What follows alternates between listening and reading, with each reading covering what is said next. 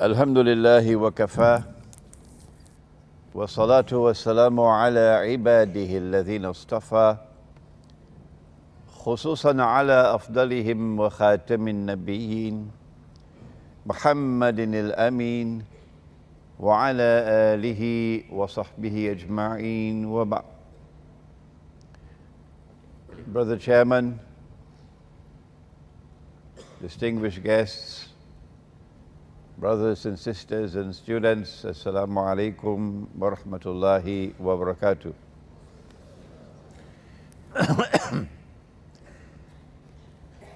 I have come to you this morning with a bit of the flu and a little bit of the cough.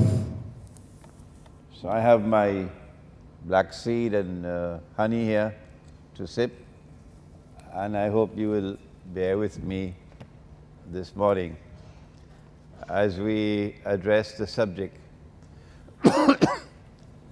of Surah Kahf and the modern age. Nabi Muhammad alayhi salatu wassalam is reported to have said, every prophet has warned his people about Dajjal. And the Prophet Nuh alayhi salam warned his people about Dajjal. Now listen carefully. But I am going to tell you something that no one ever said before me. No one ever said this before me. This is absolutely new information about Dajjal, about the Antichrist. What is it that is so important that it has come with the very last prophet? No one after him.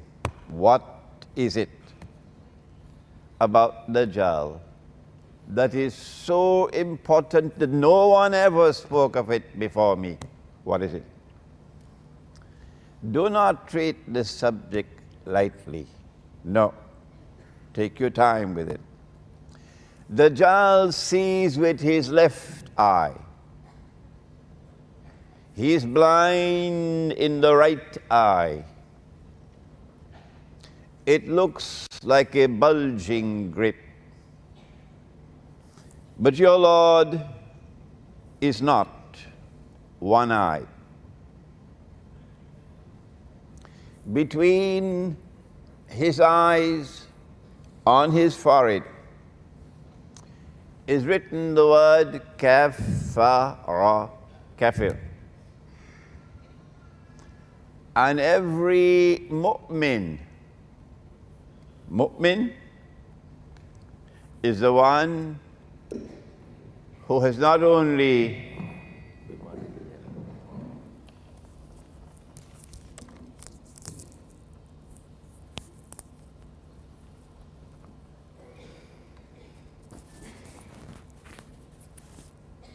what's it around?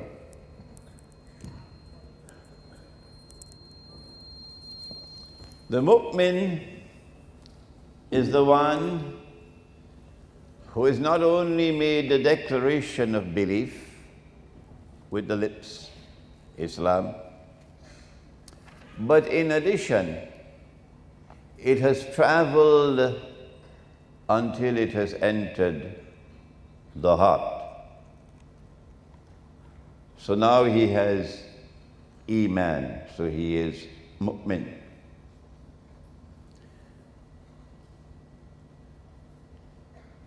Every mu'min would be able to read the word kafir, whether he is katib or ghayru katib, whether he is literate or illiterate. He can read and write or cannot read and write. This is what was saved until the last. And in this hadith, there is the key, the most important key of all for the study of Akhirul Zaman. If you miss this one, you miss methodology. And you'll end up joining ISIS and fighting a bogus jihad with Yankee money and weapons from NATO and with Qarnush Shaitan from Najd behind you supporting you. As you fought a bogus jihad in Libya. My words are bitter. Yes. And then you're fighting a bogus jihad in Syria. And now you're telling us, you're bringing us the Khilafah. So that CNN and Al Jazeera and television stations around the world can go to work to present Islam in the worst possible image, to show Islam as a menace to mankind,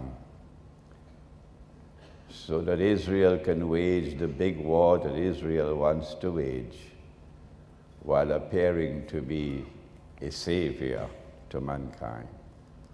If you miss this one, and you adopt the wrong methodology, you end up with ISIS and supporting ISIS.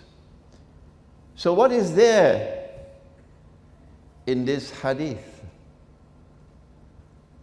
That he sees with the left eye, but he's blind in the right eye. One day, Dajjal will have to appear in human form.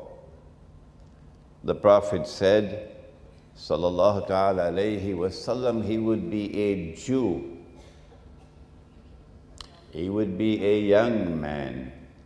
He would be powerfully built.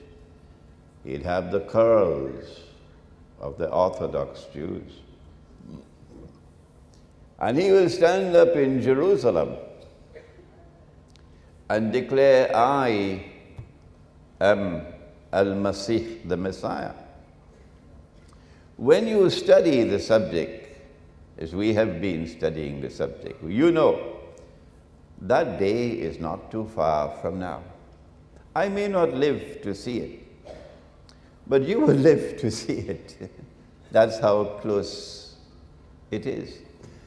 But if you use the wrong methodology, then when he stands up there in Jerusalem and he says, I am the Messiah, Al-Masih,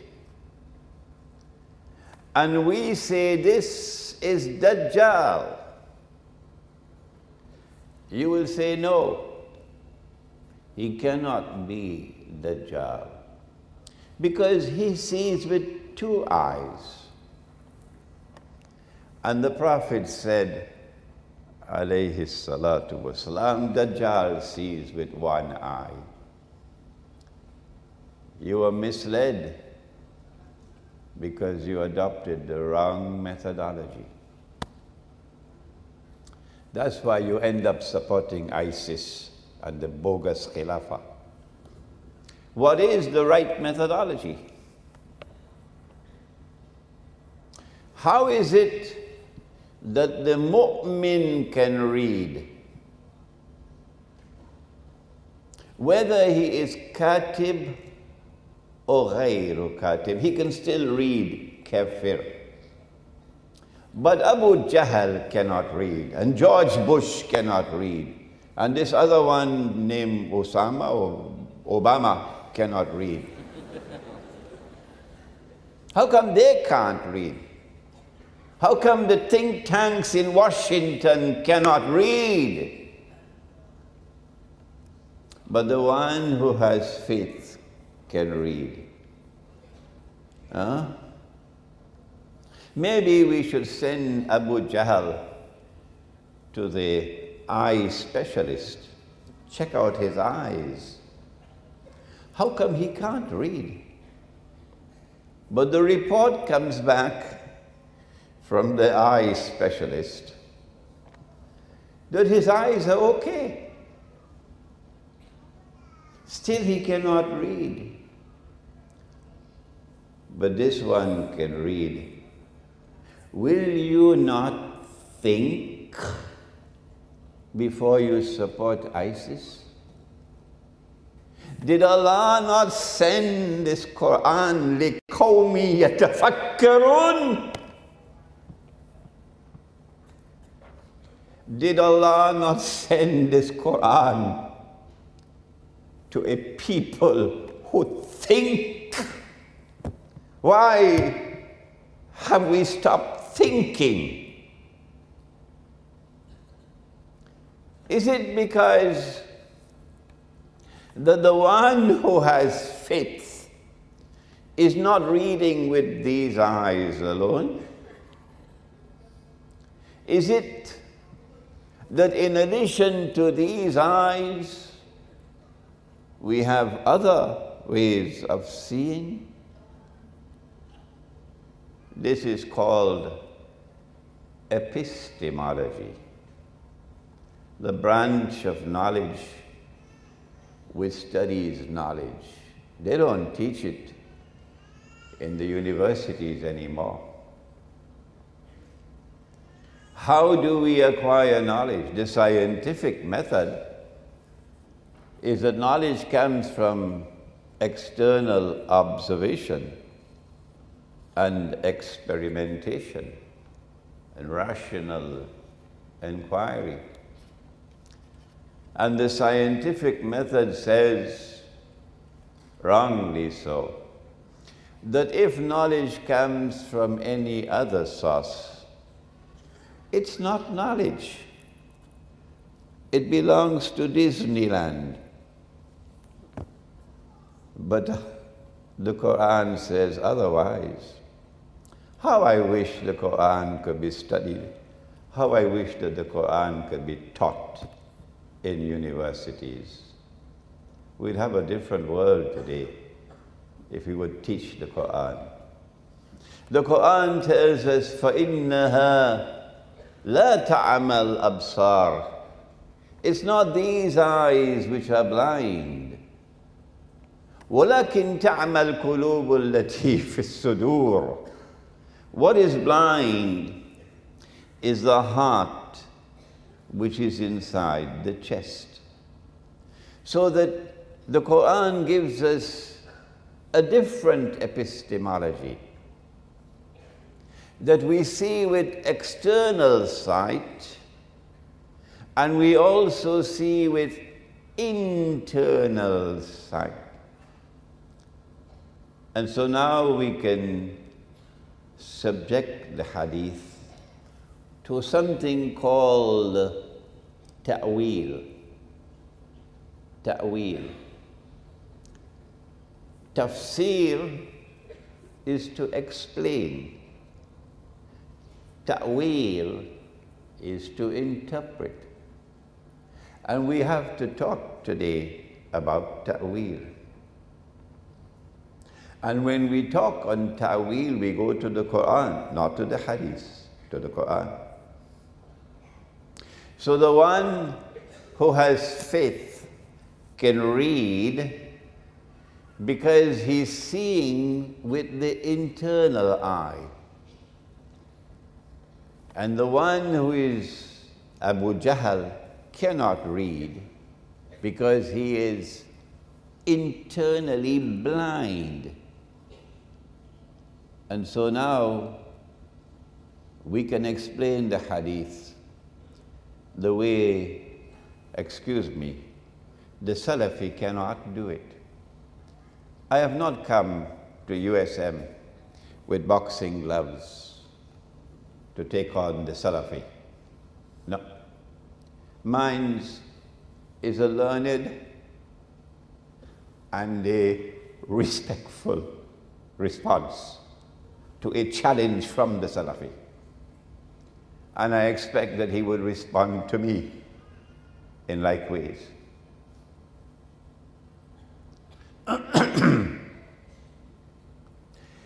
The ta'weel or the interpretation is that when Dajjal sees with the left eye, it symbolizes external sight, knowledge that is externally acquired.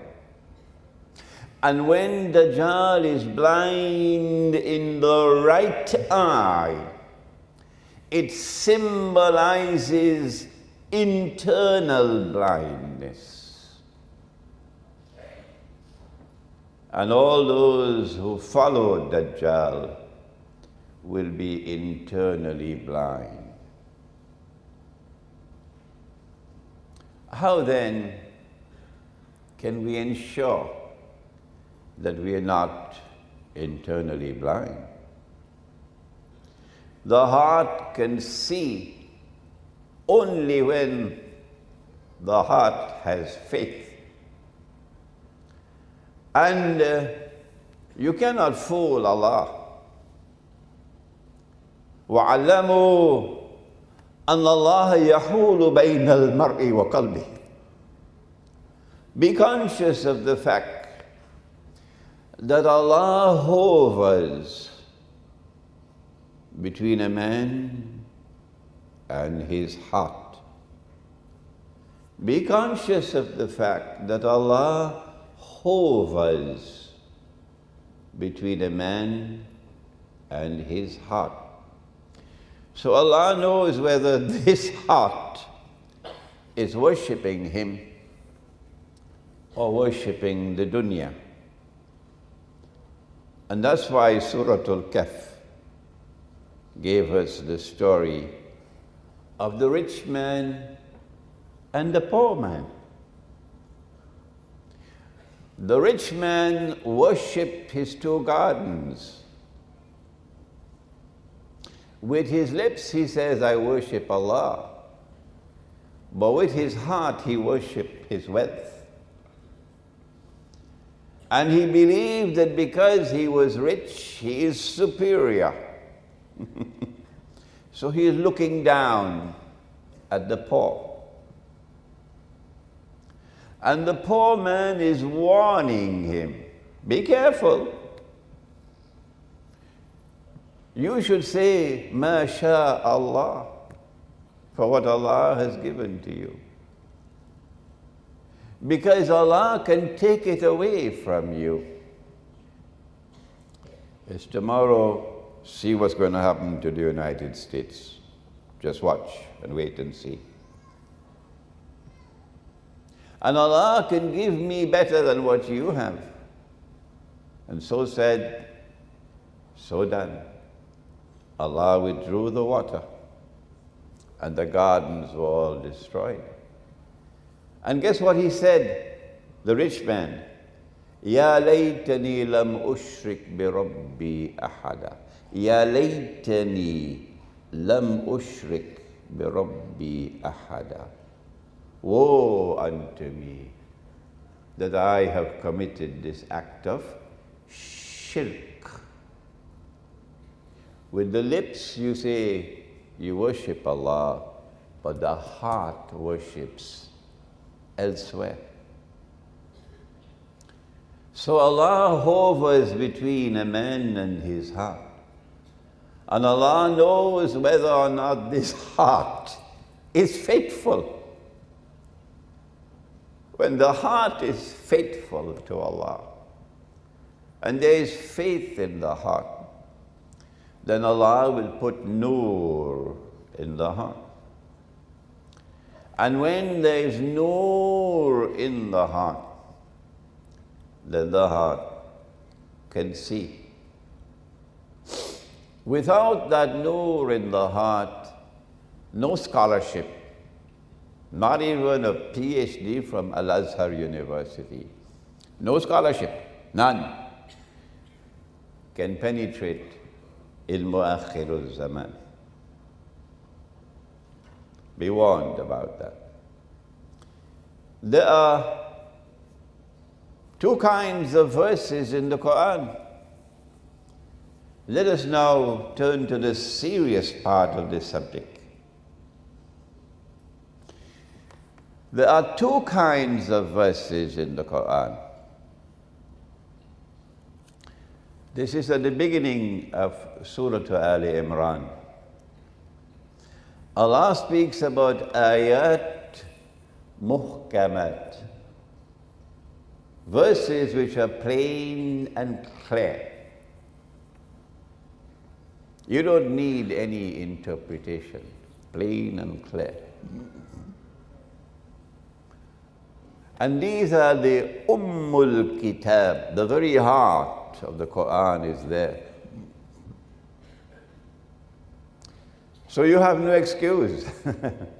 You have no excuse. The heart of the Quran is plain and clear, like daylight. But Allah, in His wisdom, and Washington is very angry about it, very angry, that Allah should put into the Quran a second kind of verse. What is it? He calls it ayat mutashabihat. And we spoke briefly about it last night. What are ayat mutashabihat? Answer: these are verses of the Quran which have to be subjected to ta'wil, interpretation. Like the left eye and the right eye. And so ta'wil is a part of methodology for study and understanding of the Quran. Ta'wil is an integral part of methodology for studying the Quran. Because you cannot understand and penetrate the ayat mutashabihat without ta'wil or interpretation. Now the words of the Quran came down with Jibreel alayhi salam to the heart of the Prophet alayhi salatu wasalam. And he would then dictate, and the scribes would record. And he would ask them to recite, and he would confirm it's correct. But the punctuation did not come from above. No. We put in the punctuation ourselves. Where do you put a full stop? It's very important. So somebody put a full stop. And that is the worst full stop in the whole history of full stops. That when Allah says, no one knows the meaning of ayat mutashabihat except Allah, full stop. The worst full stop in the history of full stops is this one. No one knows the meaning of ayat mutashabihat except Allah, full stop. Because of that full stop, the implication is that Allah sent down a book and appointed a teacher to teach the book. And the teacher knows only part of the book, and the other part the teacher does not know. Does that sound to you sensible or foolish? How come you're so quiet this morning? Is Allah a wise God? How can a wise God send a book and appoint a teacher to teach the book, and the teacher does not know the meaning of part of the book? That full stop is the most wicked full stop in the history of full stops. So let us take it and throw it away. Unfortunately, the full stop is there. So we have to take it and throw it away. The full stop did not come with Jibreel alayhi salam. What the Quran is saying is that no one knows the meaning of the ayat mutashabihat except Allah and rasikhuna fil ilm. Those who are serious scholars, firmly grounded in knowledge, not schoolboys. The schoolboy will say, no, he cannot be Dajjal because he sees with two eyes. That's the schoolboy. The one who is firmly grounded in knowledge, he is the one with Allah's guidance who will be able to penetrate this part of the Quran, the ayat mutashabihat. And ilmu akhir zaman is in ayat mutashabihat. So you cannot study this subject only with the rational faculty. Let me warn you, this is the most important branch of knowledge in Islam at this time. And you cannot study ayat, ilmu akhir zaman, with only the rational faculty. You need more than that. Musa alayhi salam is in Sinai, and he gives a khutbah.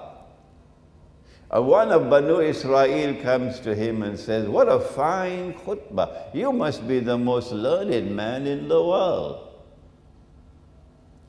And Musa alayhi salam replies, and of course, it is not Musa who is speaking, no. Allah is using Musa to represent the people who follow him, who think that they are the chosen people of Allah. Heaven is reserved for them. They are the elite of mankind. They are the intellectual and spiritual leaders of mankind. And all the rest of mankind are like cockroaches. So he says, yes, I am the most learned of all men on behalf of his people. Does not recognize Allah as the most learned. And Allah says to him, no, you are not the most learned. There's one more learned than you are. He says, I want to meet him. And anyone who is humble, intellectually humble, not arrogant, would always want to meet the one who is more learned, to learn from him. So Allah says you will meet him at a particular place. You'll meet him at Majma'ul Bahrain. Majma'ul Bahrain, at the place where the two oceans meet. The one with the schoolboy methodology will think about Atlantic Ocean and Pacific Ocean. So maybe I should go to Table Mountains in Cape Town, and there I'll see the Atlantic Ocean and the Pacific Ocean. Now, Imam Baydawi is the only mufassir of the Quran to have said, no, you'll meet me, you will meet the most learned of all men, the man who is the scholar par excellence of Akhirul Zaman, the one with the proper methodology. You will meet him at Majma'ul Bahrain. You will meet him at the place where the two oceans meet. What are the two oceans? The answer the ocean of knowledge externally acquired and the ocean of knowledge internally received. And when these two oceans of knowledge have been harmoniously integrated, that is where you'll meet the most learned of all men. So now take a fish, ikan. Take a fish. I don't know if it's ikan goreng or ikan bakar. Take a fish, put it in a basket,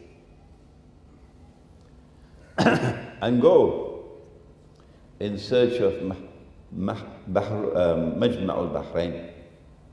When the fish jumps out of the basket and makes its way into the water, there you'll meet him. You know what this story is saying? It's saying you have to be humble. You were just saying, I am the most learned of all men. And now you have to take a fish, put it in a basket, and wait for the fish to jump out of the basket. Huh? This is to make you humble.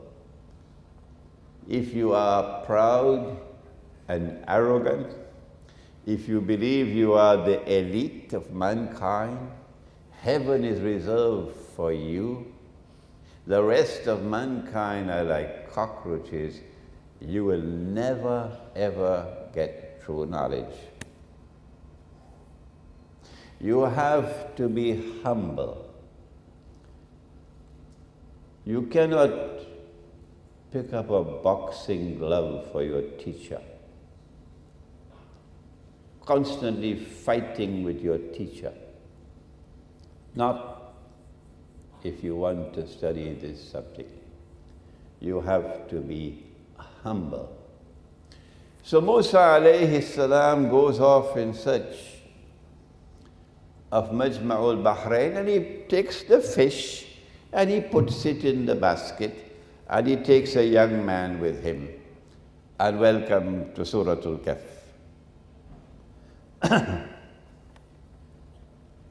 While they were traveling, they came to a rock. And they rested for a while at the rock. And Musa alayhi salam fell asleep. When they woke up, they continued their journey. Now listen carefully, because you are young. As they go past the rock, something is different now. Before the rock, they were moving. But after the rock, لَقَدْ لَكِينَا مِنْ سَفَرِنَا هَذَا نَصَبًا. The journey has now become difficult, wearisome, tiresome. I wish I knew the Bahasa language so I could explain to you in Bahasa. It's a difficult journey now. Take out the food, let's eat. Because this journey has become wearisome, tiresome, difficult, not like before. Surah Al-Kahf is sending a message to you in Akhirul Zaman, that if in your heart there is love for Allah, and if you are searching for that way of life that will give you sukoon in your heart, you are not being fooled by the shopping malls that glitter in Tinsel Town. They don't hold any attraction for you, not the shopping malls. Your heart hungers for something else. Your heart is hungering for sukoon, for peace in this dunya. And you can't get it. Life is wearisome. Life is tiresome. Surah Kahf is saying, turn around, go back, go search for the rock. Turn around, go back. You've missed the rock. That was when the young man said, oh, I forgot to tell you that when we stopped at the rock, the fish jumped out of the basket, and the fish made its way into the water in a wondrous way. And Allah says, no, he did not forget. Shaitan caused him to forget. So all of us will forget. Imran also forgets, and you will forget. And when you forget, and Allah causes you to remember, you must now turn to Allah and ask Him to guide you to that which is better. So Musa alayhi salam said, that's what we were looking for. Let's hurry back to the rock. And when they returned to the rock, they found a man sitting on the rock. Musa alayhi salam realized this is the most learned man of all in the world. And we mean no offense at all to our sisters, because each one of us has a mother. Our mother is a woman, yes. We came from a woman. Without a woman, none of us would be here. None of us would be here without a woman. But the man who is sitting on the rock is always a man, not a woman.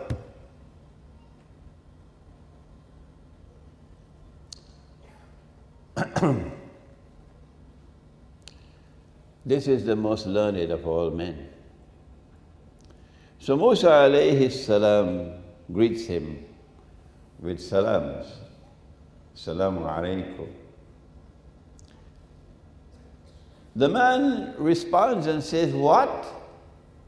A greeting like that? In a place like this? Who are you? He says, I am Musa. Oh, which Musa are you? Are you the Musa of Banu Israel, that Musa? Are you the Musa of Banu Israel, that Musa? Indicating that he does not belong to Banu Israel. If he belonged to Banu Israel, he'd say, welcome, our Musa. You are our Musa, because he is Banu Israel. He doesn't say so. He says, which Musa? Are you the Musa of Banu Israel? So he is not Banu Israel. Surah Kahf is sending a message to the Jews that you're not the most learned of all in the world. No. There's one more learned than you are. You better humble yourself and come to him for knowledge. So Musa alayhi salam says, yes, I am that Musa. In that case, look at wisdom. In that case, this is the most learned of all men speaking. In that case, Allah has given to you knowledge that I don't have. And Allah has given to me knowledge that you don't have. No matter how learned you are, you must always be ready to learn from others. No matter how learned you are, you must always be ready to learn from others. And when you teach to others, do it with humility. Now, why is he sitting on a rock?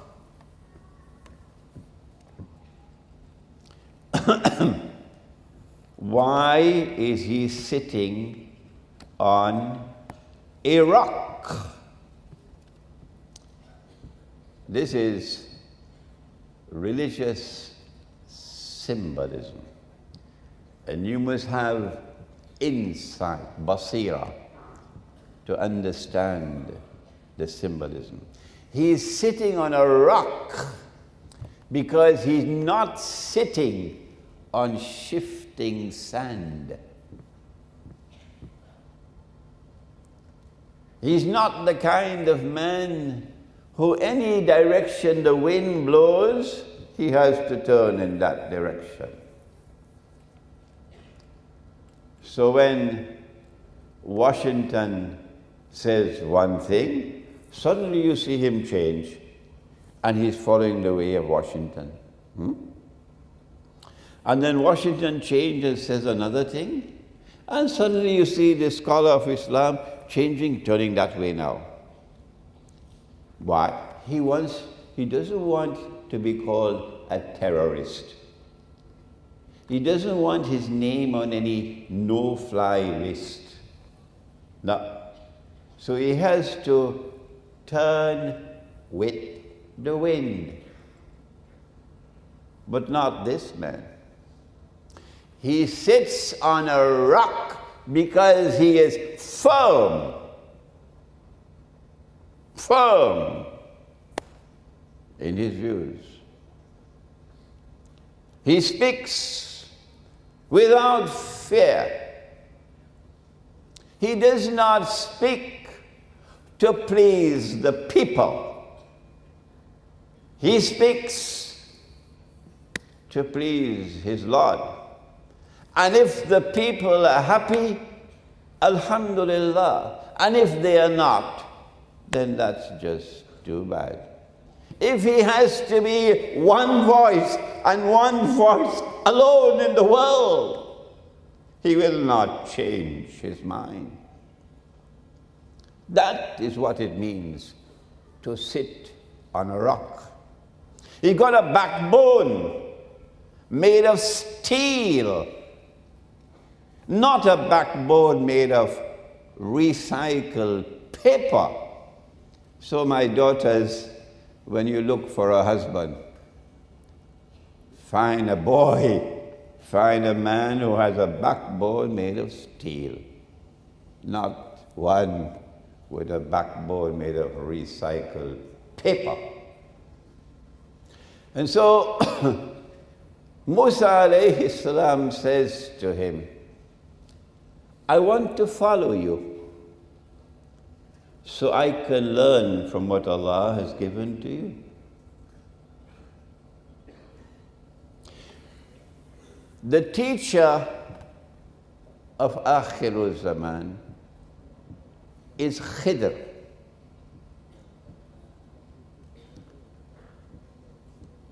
Khidr means green.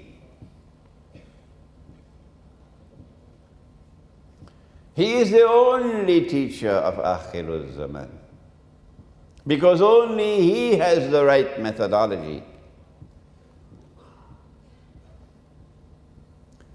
How did he get the name green? The Prophet said, sallallahu ta'ala alayhi wasallam, that he came to a land which was barren, dry. And he sat down and everything became green. Like Malaysia, green. The implication being that this is not a man who memorizes this kitab and then memorizes that kitab and memorizes that kitab and then spends the rest of his life like a machine repeating what he's memorized. No, this is a man whose knowledge is like the raindrops. That when he speaks, it's like raindrops falling on the dead earth. And it comes back to life, and everything is green. So when he speaks, the dead hearts come back to life. And the dead hearts now begin to vibrate in worship of Allah. This is Khidr. How did he get this kind of knowledge? Allah introduces him and says about him two things. And listen carefully. Two things about his scholarship. Two things. آتيناه رحمة من عندنا وعلمناه من لدنا علما. I gave him kindness. I gave him kindness. I gave him kindness. He's kind. He's compassionate. And I gave him knowledge directly from myself. Two things. You cannot have the knowledge alone. You must also be kind. Kindness must be there in every single particle of your body. The way you speak, the way you behave, your capacity to be forgiving and merciful, your capacity to be charitable and kind. And in addition to that, وَعَلَّمْنَاهُ مِن لَدُنَّا عِلْمًا, Allah gave him knowledge directly from Allah. And we call that spiritual insight, internal, intuitive, spiritual insight. That's why Washington is so angry, because they can't get it. How important is this spiritual insight? Before we get the answer, Musa says, I want to follow you so I can learn from you. Before Khidr responds to him, let us step back a little. How important is this? وَعَلَّمْنَاهُ مِن لَدُنَّا عِلْمًا. This is back to methodology. Only the rasikhuna fil ilm can understand and penetrate the mutashabihat. What is their secret? The answer is, they say, كُلٌّ مِّنْ عِنْدِ رَبِّنَا. The whole of the Quran is from my Lord. So if you want to understand the part, you got to study the whole. You got to take all the verses of the Quran pertaining to a subject. Like, for example, what happened to him when they attempted to crucify him. And then they boasted, Inna qatalna al-Masiha Isa ibn Maryam Rasulallah. We've killed him. The Messiah, the son of Mary, the messenger of Allah, we've killed him. If you want to penetrate this subject, which is mutashabihat, you got to get the totality of the data in the Quran, all of it. And then you got to bind them together to make a harmonious whole. Because nothing is contradictory in the Quran. Nothing. No verse of the Quran cancels another verse. No verse of the Quran cancels or abrogates another verse. Everything in the Quran is harmonious. I know the questions you're going to have afterwards to pose at me. Everything in the Quran is harmonious. So you've got to be able to bind them together. My teacher of blessed memory calls it the system of meaning of the Quran. My teacher, Maulana Dr. Fadlur Rahman Ansari, rahimahullah, he said, look at the stars in the sky. I mentioned this last night. To the untrained eye, they're just beautiful. The stars in the sky, they're just beautiful. They twinkle. But to the navigator on a ship in the ocean, he must be able to read the stars. The stars are not just there to twinkle beautifully. No! Allah says in the Quran, وَلَقَدْ زَيَّنَ السَّمَاءَ الدُّنْيَا بِمَصَابِحِ.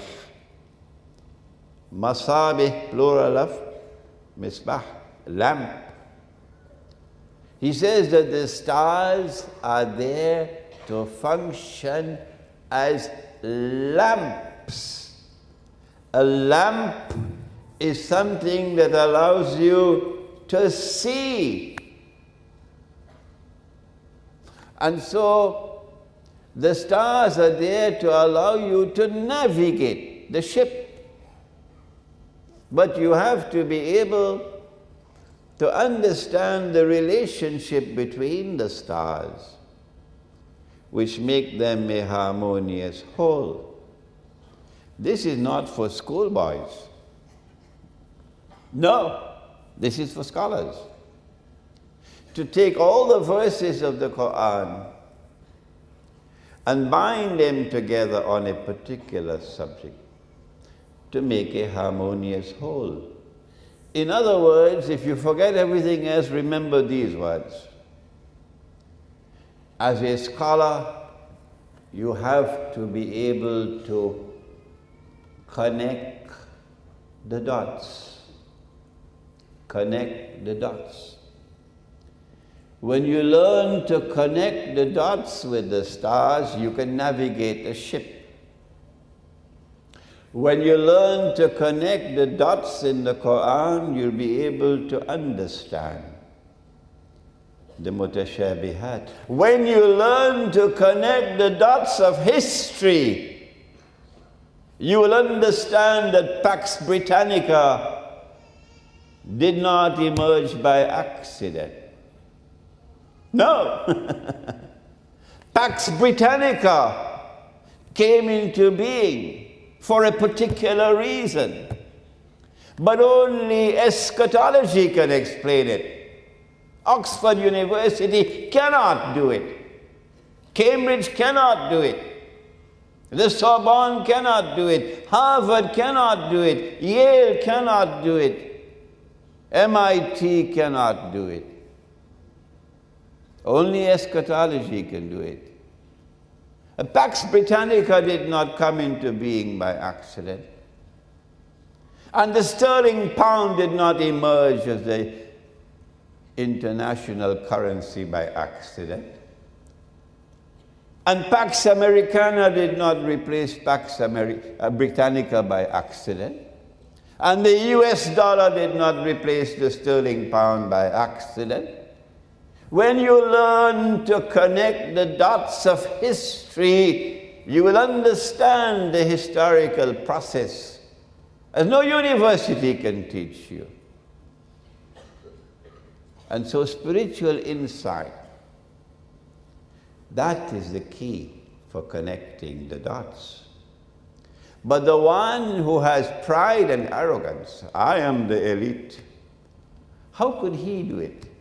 Will Allah give him nur? So Musa alayhi salam says, I want to follow you. so I can learn from you what Allah gave to you.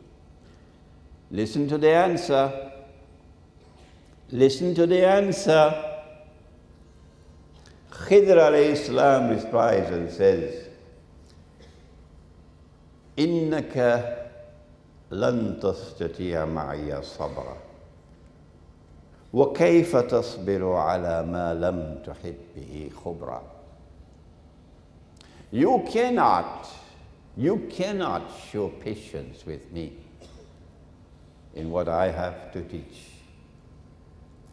How can you bear with patience that which lies beyond your capacity to comprehend? Because you are one-eyed.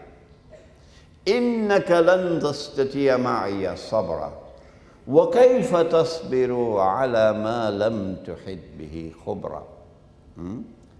These are the two most important ayat in the epistemology of the Quran.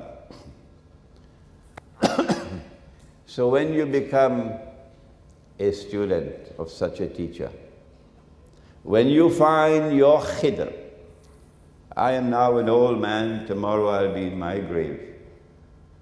But you are young, and you're going to be searching for your khidr, the scholar who is the only one who can be a guide in Akhir Zaman. Remember to be humble. Don't go with boxing gloves. Don't go challenging him. Be patient with him until he explains to you your khidr. So Musa said, I promise you, I will be patient. Okay, I accept you. You can come along, but on one condition. Don't ask any questions. Teachers don't behave like this. Which normal teacher speaks like that? Huh? How could a teacher tell the student, don't ask any questions? This is not a normal teacher. This is khidr. And this is the price you will have to pay if you want to study ilmu akhirul zaman. So he promises he will not ask any questions.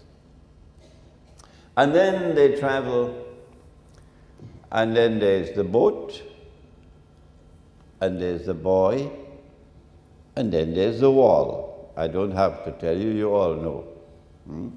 I have this book, which is the Tafsir, Surah Al-Kahf, the text, translation, and commentary, which is the whole surah. And I have this one, which is Surah Al-Kahf in the modern age, which is the ta'wil of the surah.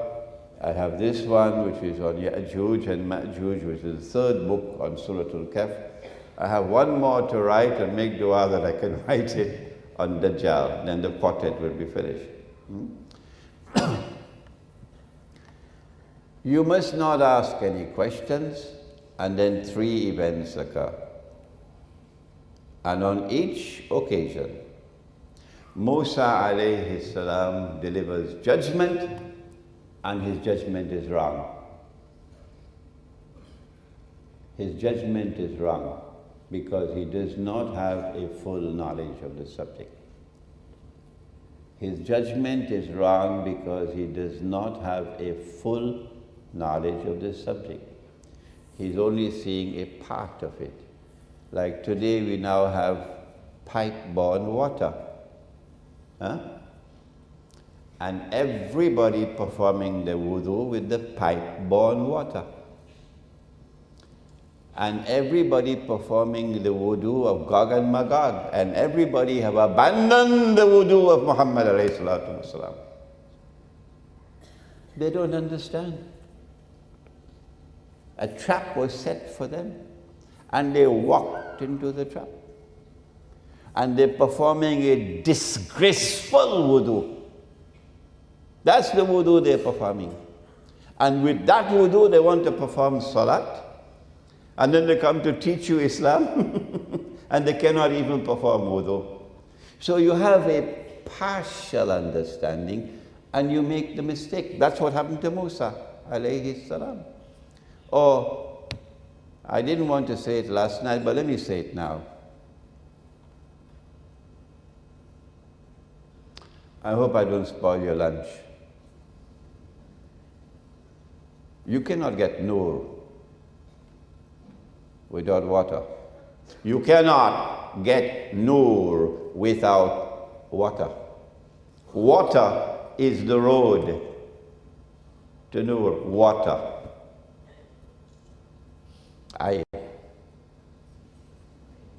And if you disrespect water, forget it. No nur for you. You cannot waste water and still expect to get nur. And that's what you do when you make wudu now.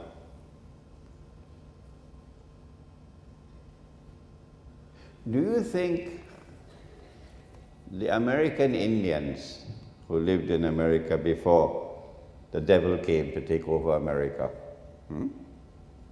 The devil came from Europe to take over America. The American Indians, and there is a stream of water, and there are fish in the water, and the fish is food, and he is so good, he can take a spear and catch a fish. And he wants to urinate, he wants to pass water. Do you think an American Indian will go and urinate in the river? How come you're so quiet? What's wrong with you, so quiet? No. An American Indian will show respect for water. He will not urinate into water. He will not pass his stool into water. Muhammad alayhi salatu wasalam would dig a hole and put the stool there and cover it. And that's the best way, up to this day, the best way. Because it can then decompose because of oxygen and become fertilizer. But we have our PhDs. We belong to the age of progress and knowledge. So we do it in something called a WC. Yeah. We urinate into water. And Allah says, فَمَنْ يَعْمَلْ مِثْقَالَ ذَرَّةٍ شَرًّا يَرَهُ. Even if it be an evil deed as small as the weight of an ant, you're going to have to answer for it. Urinating into water? Nobody ever did that before. Dajjal came along with his WC toilet. And then defecating, putting the stool into water so it cannot decompose anymore. No, there's no oxygen in the water. And then it goes through a sewage system. And where it is pumped, it's pumped into the lakes and into the rivers and to the coastal waters, contaminating the lakes and the rivers and the coastal water. This is the modern age. And the fish eat it. And then we buy the fish and it's, mashallah, ikan baka.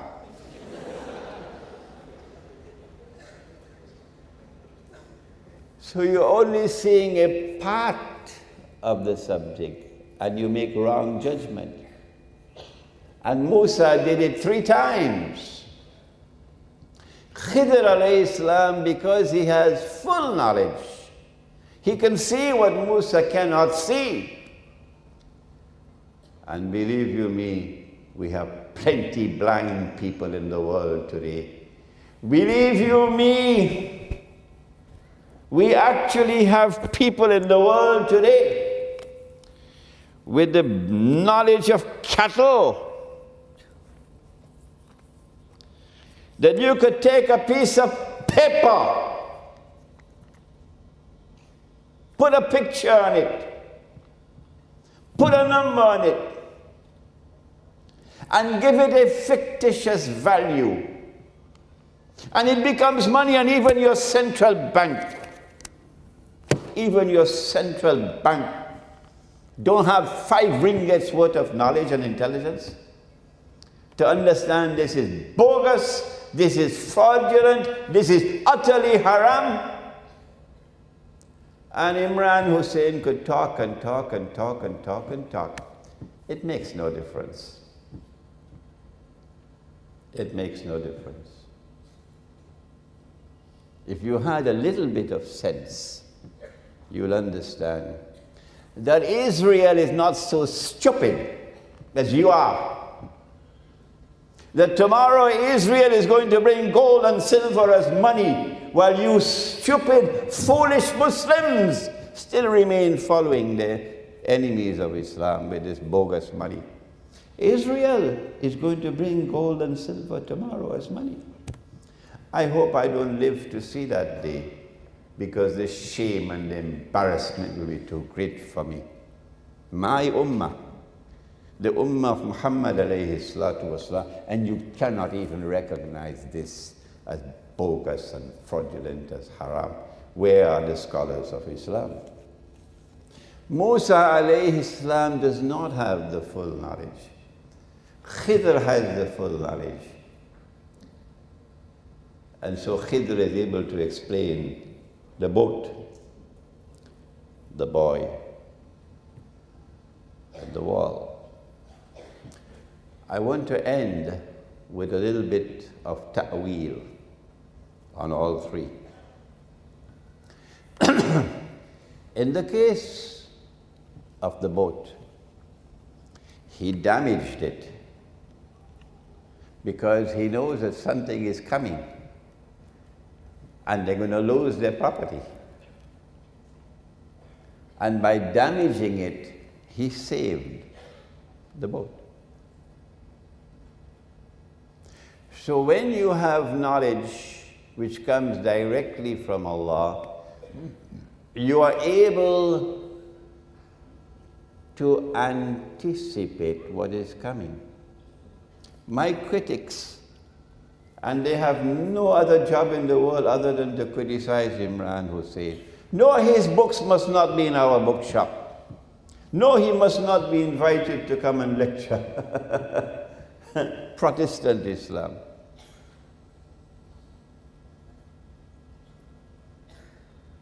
When you have the knowledge that comes directly from Allah, when Allah blesses you with that insight, you are able to look ahead and you can see events which are about to occur. Like, for example, I mentioned last night that nuclear war is coming. Nuclear war is around the corner between United States and NATO on the one hand and Russia and China on the other. There'll only be one nuclear war in history. Only one. Can't be two. Huh? That nuclear war is coming.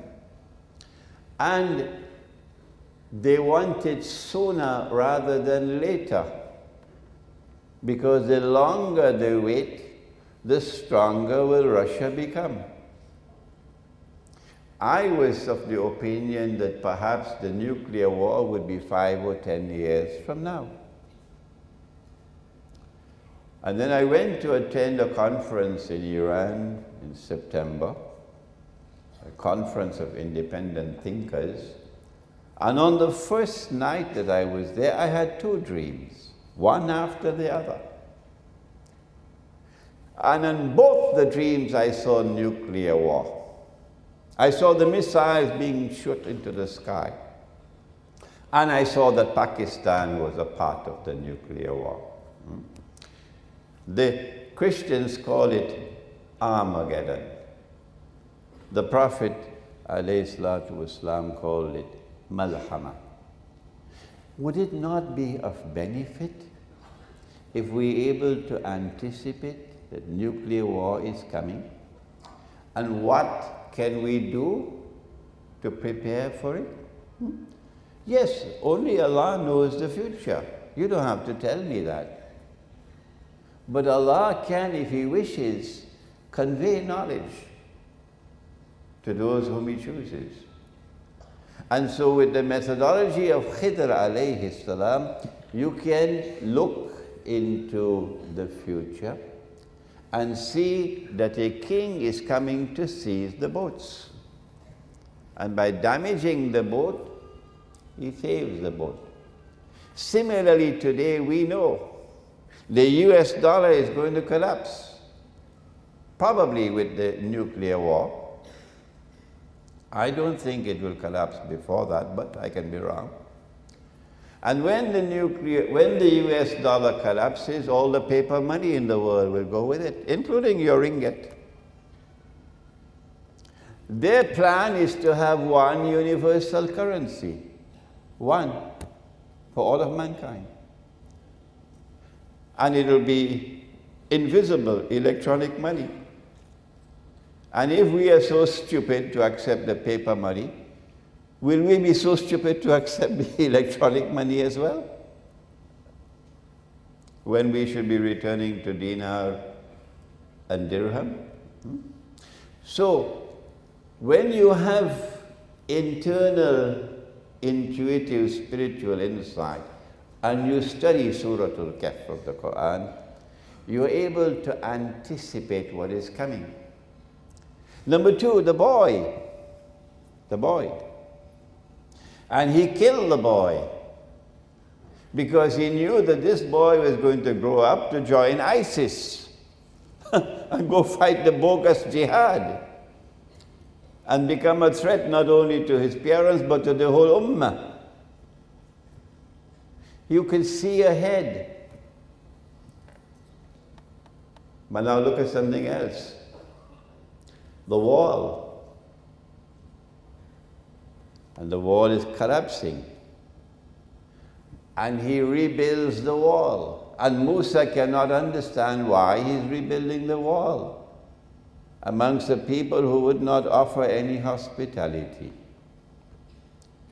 The answer is because of the knowledge which comes from him, he could not only look into the future, he could also look into the past and reinterpret history.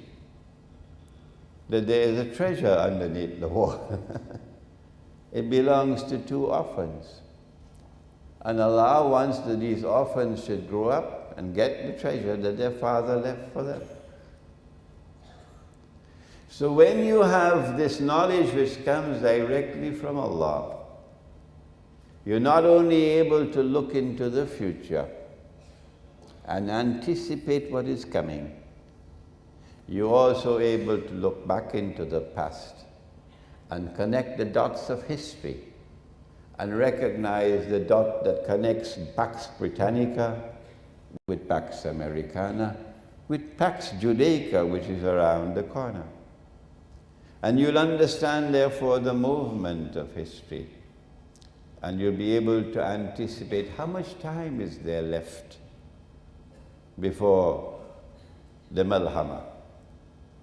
And then when the Malhama takes place, what comes after that? The conquest of, help me somebody. Come on, help me somebody. After the Malhama, the conquest of, you got homework to do. The conquest of Constantinople. Your prophet said so. The Malhama is coming, the nuclear war. And after the nuclear war, the next thing to occur will be the conquest of Constantinople. That is why Mustafa Kemal changed the name and prohibited the use of the word Constantinople. And we say to Mustafa Kemal, get lost. If Muhammad alayhi salatu wasalam referred to the city as Constantinople, then that's Sunnah. No Mustafa Kemal could tell me I cannot follow the Sunnah. Huh? The conquest of Constantinople makes military sense only in one context. And that is that the Russian Navy could pass through the Bosphorus and the Straits of Dardanelles into the Mediterranean Sea. So we can say from USM, we can say it today, that Russia will survive the nuclear war. NATO, you can put that in your pipe and smoke it. Russia will survive the nuclear war as a naval power. And the Russian Navy will pass through the Bosphorus and the Straits of Dardanelles into the Mediterranean. Because when we conquer Constantinople, NATO's back will be broken. What comes after the conquest of Constantinople? Khuruj of Dajjal. Khuruj of Dajjal. And after that comes Imam al-Mahdi, and then comes the return of Nabi Isa alayhi salam. But that's not our subject for today. I suggest to you the Surah Al-Kahf of the Quran is the surah par excellence of Ilmu Akhirul Zaman. And if you have to spend the rest of your life studying it, you must do so. Finally, there's a shortcut to Nur. The Prophet said, alayhi salatu wasalam, recite Surah Al-Kahf on the day of Jum'ah, and you will get Nur from the samawat to the earth. And that Nur will stay with you until next Jum'ah. And he said, recite the first 10 ayat of Surah Al-Kahf over Dajjal, and you'll be safe from his fitna. We pray that Allah may bless you all to be able to study and understand Surah Al-Kahf of the Quran, that it may become a nur with which you'll be able to understand the world today. رَبَّنَا تَقَبَّلْ مِنَّا إِنَّكَ أَنْتَ السَّمِيعُ الْعَلِيمُ وَتُبْ عَلَيْنَا يَا مَوْلَانَا إِنَّكَ أَنْتَ التَّوَّابُ الرَّحِيمُ برحمتك يا أرحم الراحمين آمين.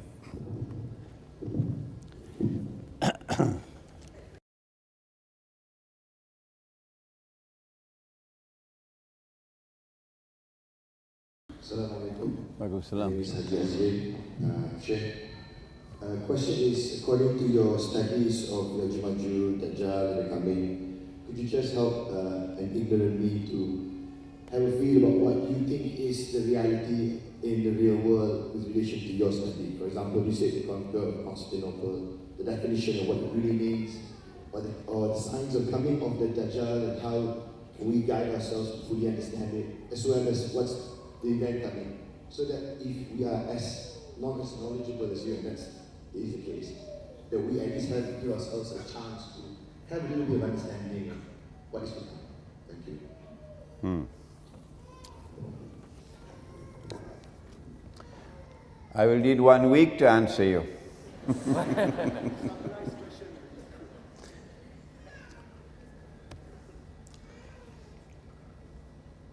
I want to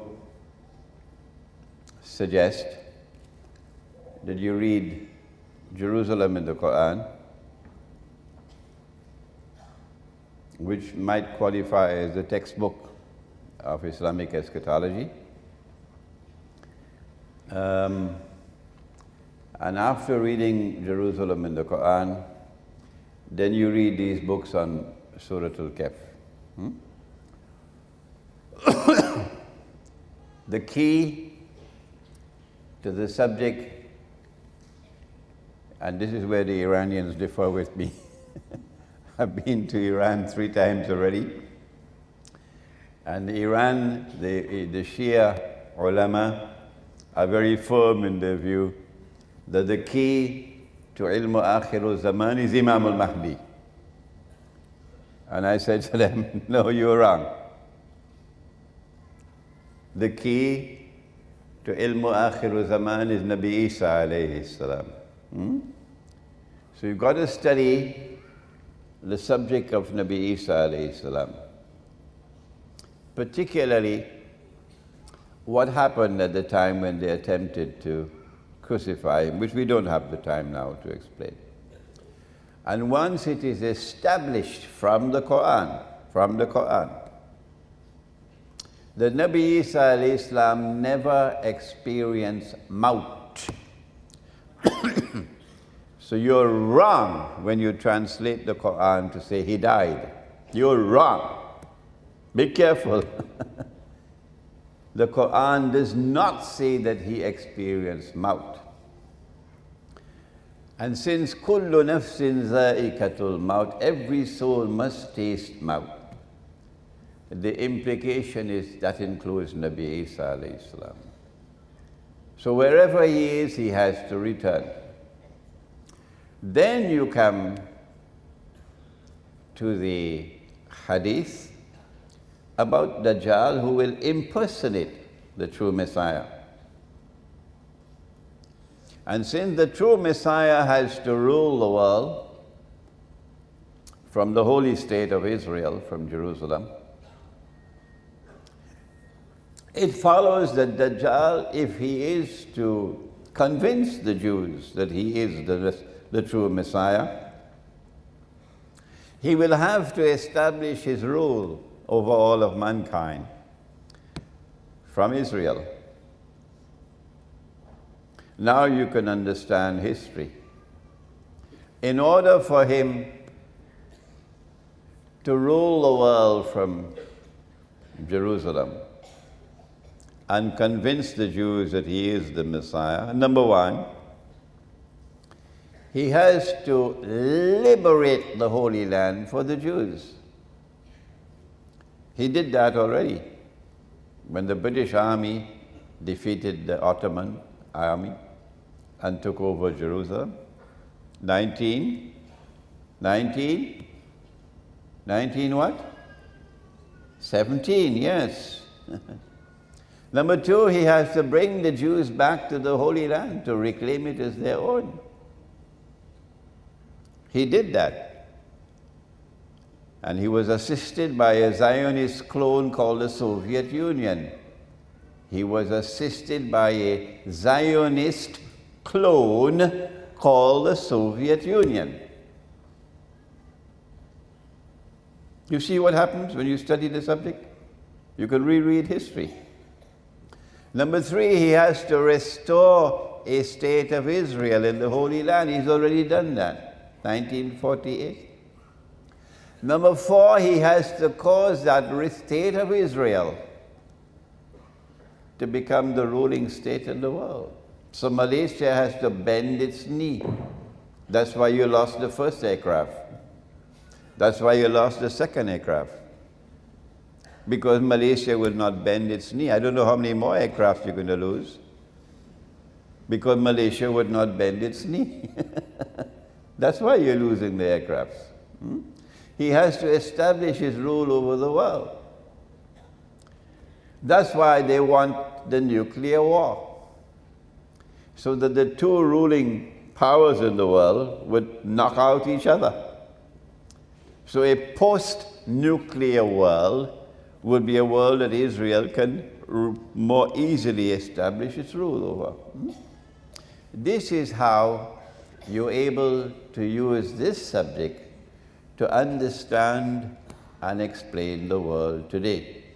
But I'll need a whole week to explain Dajjal to you, to explain Gog and Magog. Here is my book on Gog and Magog. Read it, study it, and then apply this knowledge to politics, apply it to economy, understand the banking system, apply it to monetary economics, understand Bretton Woods and the International Monetary Fund, and the bogus paper money and the electronic money which is coming. Apply it to the feminist revolution, and see what's happening to the world of women. There are so many other aspects of the modern age directly linked with eschatology. And our Prophet ﷺ has spoken extensively. There was a Sheikh who was speaking when I came. I couldn't understand the Bahasa, but whenever he quoted in Arabic, mashallah, he studied the subject. He was quoting for you several ahadith of the Prophet ﷺ on Akhirul Zaman. Next question.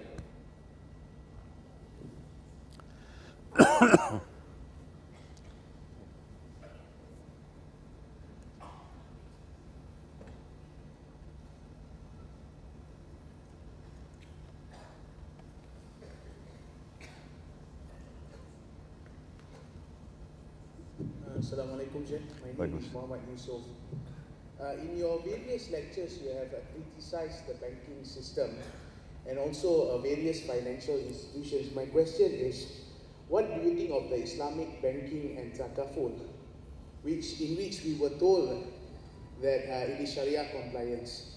And how do we escape from becoming users and supporters of these various financial institutions? That's all, Sheikh. I have a booklet outside entitled Islam and the Future of Money, the gold dinar and silver dirham. Islam and the Future of Money. Unfortunately, none of us has complete knowledge, so my knowledge of the subject is constantly increasing. And since I wrote that book, there are now 2 more chapters to be added to it. The Bretton Woods monetary system, which gave us the US dollar as the international currency, was backed by gold. That the US government undertook a responsibility under international law to redeem US dollars for gold at the rate of $35 for 1 ounce of gold. So there was some integrity in the US dollar. But only governments could redeem, only governments, not people. That's bogus. 2 governments in the world recognized that this was bogus. 2 governments in the world stood up to defy them. One belonged to this region of the world, and the other was France, General Charles de Gaulle. He recognized that this was unfair, this was bogus, and he spoke in the French National Assembly against the monetary system. And that's why they took aim at him and they got him out of power. Who was the other government? Answer? Ahmad Sukarno. Yeah, you're too young to know it. But Ahmad Sukarno recognized that in order for money to have integrity, the Indonesian rupiah had to be redeemable in gold. Indonesia has now buried this knowledge below the ground. You can't find it. They don't want people to know it. But Ahmad Sukarno wanted the Indonesian rupiah to be redeemable in gold. That you could take the rupiah to any bank and you can get gold for it. If Ahmad Sukarno was successful, the Indonesian rupiah would not be in the disgraceful state where it is now. And my daughters would not be slaves. My daughters would not be slaves picking up your garbage. My daughters working for the salary of a slave in Lee Kuan Yew in the Singapore. But who talks about that? So Sukarno took Indonesia out of the UN. May Allah bless him for that. People who have one eye can't understand it. But people who have 2 eyes would say, may Allah bless him for that. And Ahmad Sukarno took Indonesia out of the IMF. Yes, he did. Hugo Chavez is one of my heroes. He's my next door neighbor. I'm from Trinidad, he's from Venezuela. Hugo Chavez tried to take Venezuela out of the IMF, and could not succeed and died. But Sukarno took Indonesia out of the IMF. And that's why the CIA had to put their stuntman Suharto and remove Sukarno so that the CIA will rule over Indonesia. Two governments. Until eventually Dr. Mahathir, when he was about to retire, also took aim at the monetary system. Where are the scholars of Islam to tell Bank Negara? Where are the scholars of Islam? You'll have to answer on Judgment Day. You will have to answer on Judgment Day. Unless the scholars of Islam stand up and say this paper money is bogus and fraudulent and haram, your so-called Islamic banking will prosper. Is there any Islamic bank in the world which is arguing that we should bring back gold and silver as money? Dinar and dirham? None. If an Islamic bank calls for dinar and dirham, they'll shut it down. They'll shut it down. That's not my only criticism of Islamic banking, so-called Islamic banking. There are other criticisms as well. But we don't have the time today to go into that subject. But I suggest that you read my book, The Gold Dinar and Silver Dirham, Islam and the Future of Money, which is outside. It's also translated to Bahasa. Any more questions? Assalamualaikum. We have one question from the internet. I believe questions are also being opened through internet. The question is, ISIS are using gold and silver. What is Sheikh's view on this? Is it true as reported by media? My answer is that even if Shaitan were to call for dinar and dirham, I'll commend him, but he still remains Shaitan.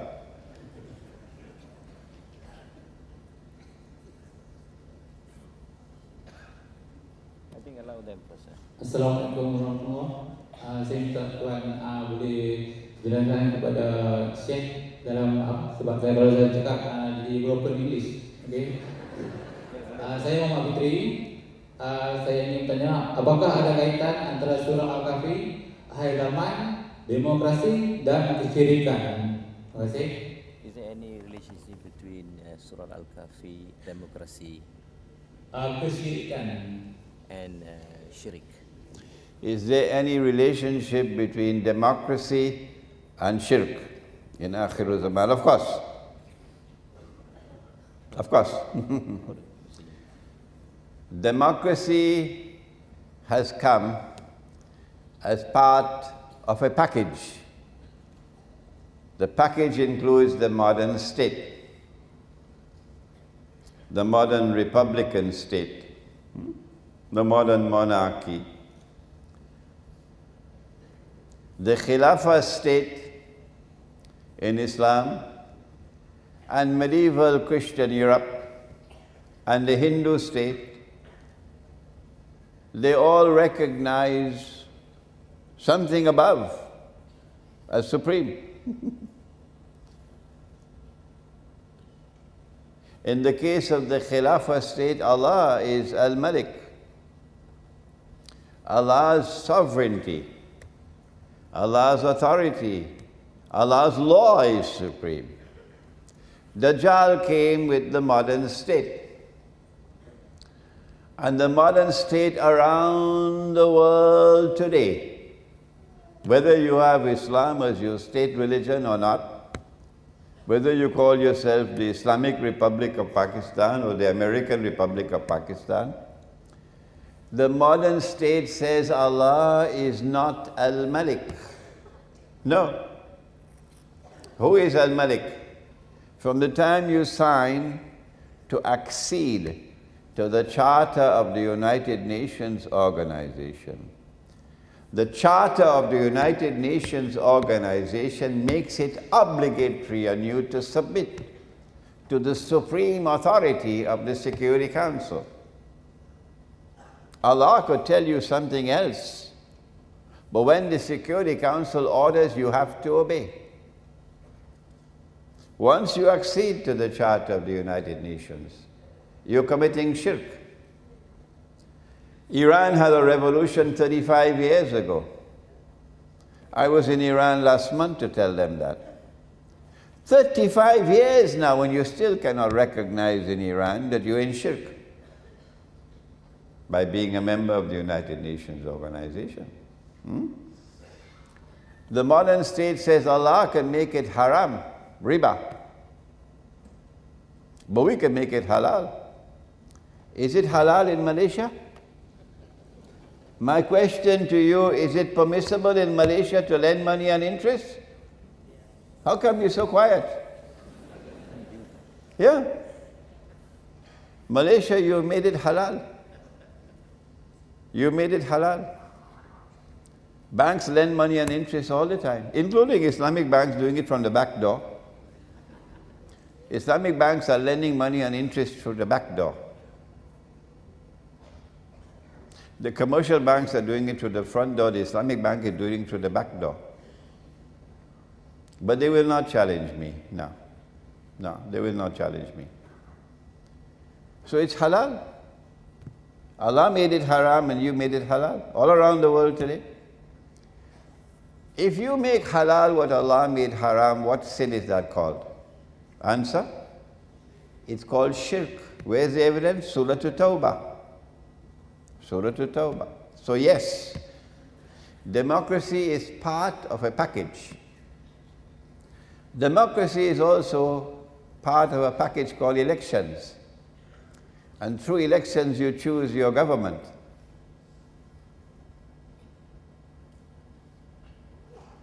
But there's something called accountability. If you make a choice, you should be held accountable for your choice. Accountability. But Dajjal is very clever. In elections, there is no accountability. Because you make your choice anonymously. You see how clever he is? You vote secretly. Shame on you, shame on you, shame on you for accepting that. Shame on you, shame on you, shame on you for accepting that. Ours is different. We Muslims. Ours is different. That's yours. Ours is different. In ours, there's something called shura. And when you give your decision, you give your opinion, you give your vote, you are accountable. People know who you are and they know how you voted. They know how your opinion. Shura. So there's accountability in ours. There's no accountability in yours. So you can rig the election. That's why Scotland is still a part of England today.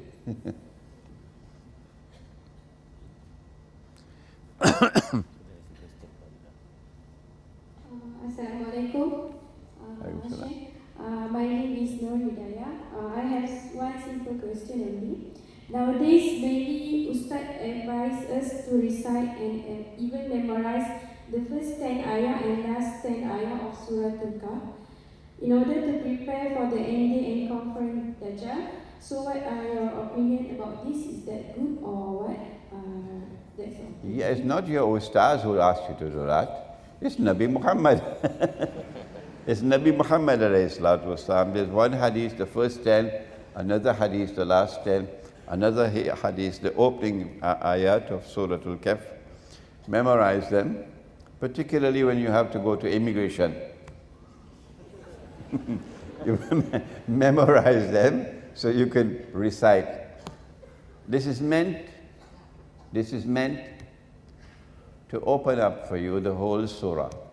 That the whole surah is important, to study the whole surah. But by all means, do memorize it. If you can memorize the whole of Surah Kahf, that's even better. There is one question. My name is Hosein. Actually, my question is about similar to the question just now. Exactly, I would like to know the reason why Nabi Muhammad SAW asked us to recite this first and the first 10 verse and the last 10 verse. Exactly why is that? What is the meaning from that? And also, I know only one question, but I still want to ask another question. How we can instill all this feeling, especially to our generation, Y and Z right now, whereby they are growing up with a lot of gadgets, all those things. Thank you very much. Assalamualaikum. Well, I understood part. What is the importance of reciting the first 10? And the answer is here in this book, so I don't have to answer you, okay? The second part of the question? How to instill this kind of feeling among the teenagers? Oh. They've been diverted by the modern way of life. Okay.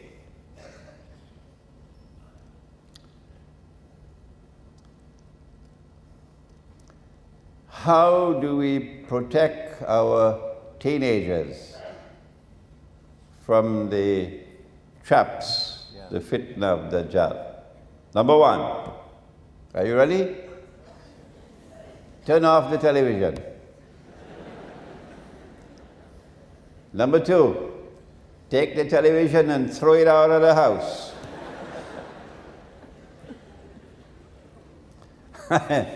I rented an apartment in Gombak, in KL.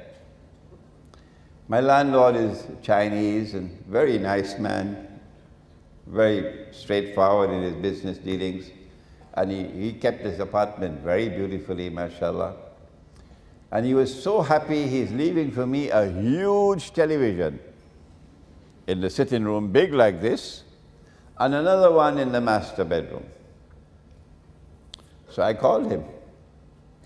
I said, thank you, take it out, take that one out.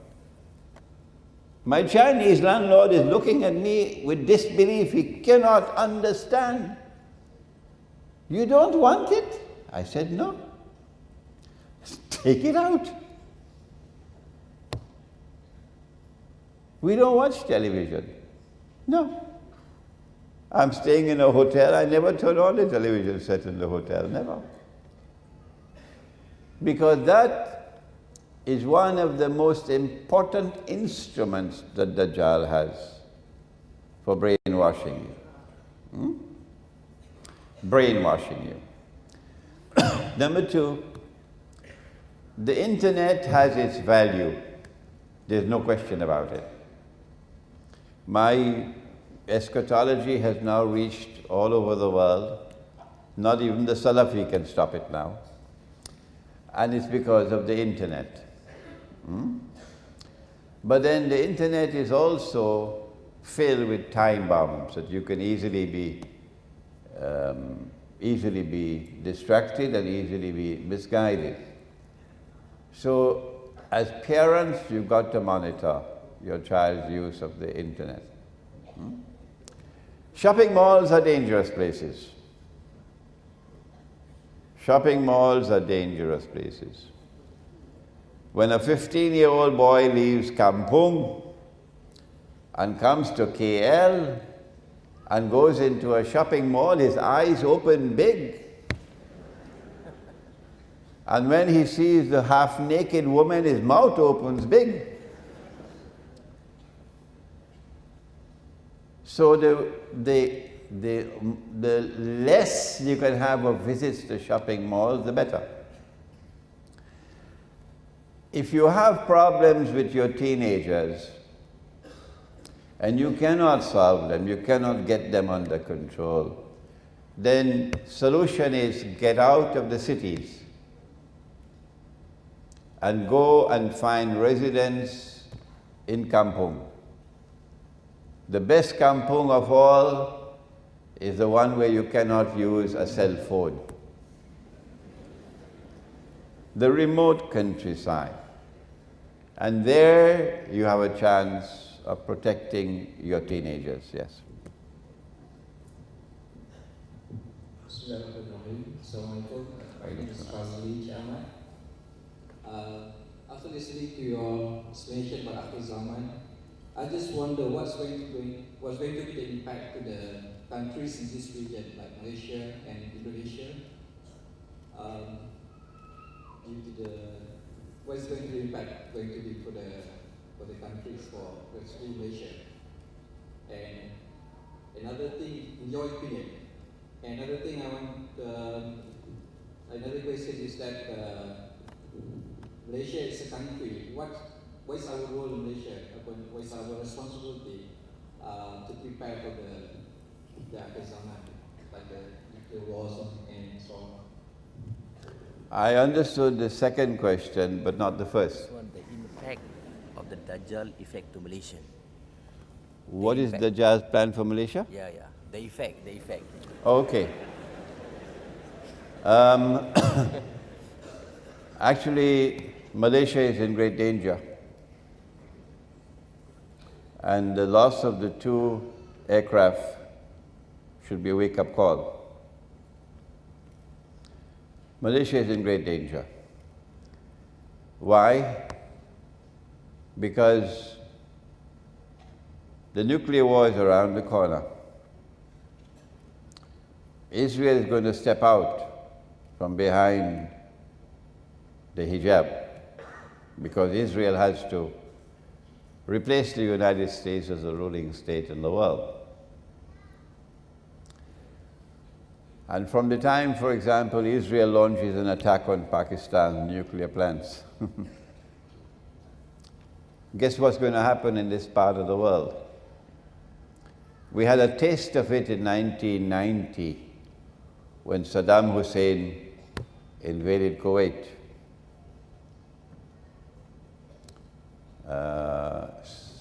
Many of you may not have been alive in 1990. When Saddam Hussein invaded Kuwait, and all the Malay, all of them, including those who were in the cabinet, all the Malay were in support of Saddam Hussein. None were supporting Kuwait.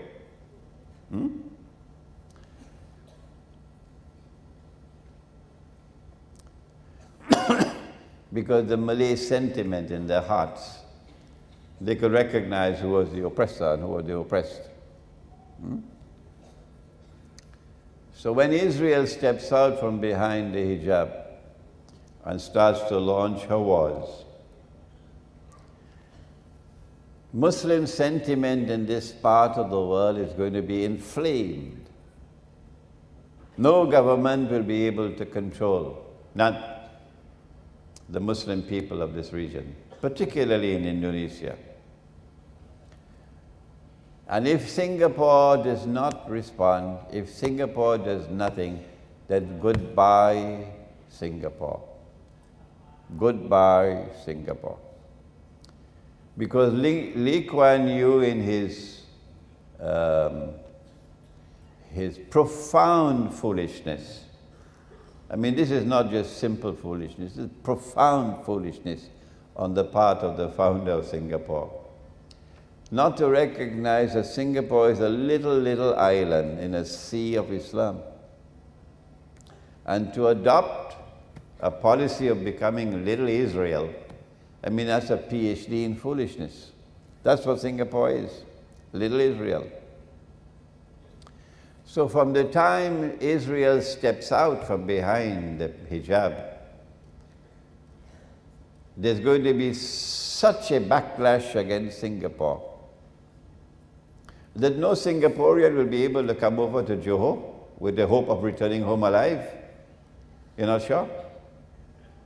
Because no government will be able to control the people. No. Well, then how is Singapore going to survive? The little island cannot be defended. No, it cannot be defended. Not possible. The Malaysian armed forces probably already know this. I'm not saying anything new.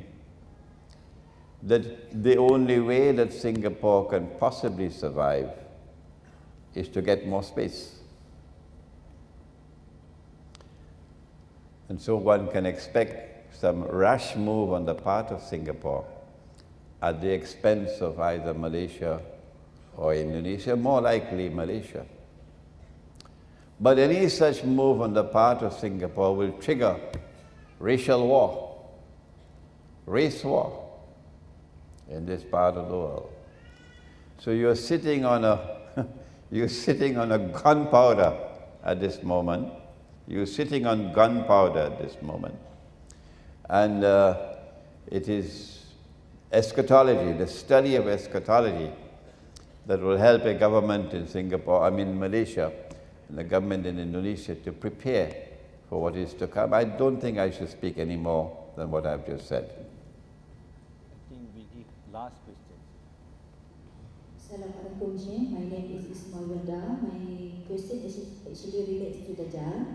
How actually describe Dajjal? Is it a human like us, or animal, or is it a superpower like Israel? Thank you, Sheikh. Question is Dajjal a human being, or is he an animal, or what is he? How do we describe him? Were you here for the whole lecture, or did you come late? Because I did mention, did I not? I did mention that Dajjal is going to appear in human form. Dajjal will appear in human form. When he does so, he will be a Jew. He will be a young man. He'll be powerfully built. He'll have the curls of the Orthodox Jews. I did say that, did I not? That, of course, is not the full answer, but it's too complex a subject for me to go beyond that. So you should be suffice with that, okay? Make dua that I can write my book on Dajjal, where you'll get a more comprehensive answer than that.